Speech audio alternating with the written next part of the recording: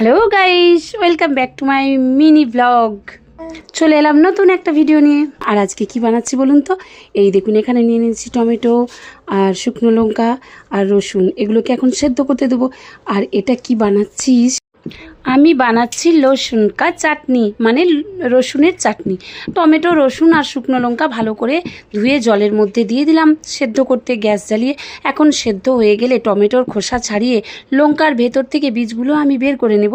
তারপর ওটাকে আমি রসুনগুলো প্রথমে ছাড়িয়েই দিয়ে দিয়েছিলাম, তো এখন আমি পেস্ট করে নেব। আর হয়ে যাবে আমার চাটনি। তো এই চাটনিটা আমি কিসের জন্য বানাচ্ছি, কি দিয়ে খাবো, এটা দেখতে হলে আপনাদেরকে অপেক্ষা করতে হবে নেক্সট ভিডিওর জন্যে।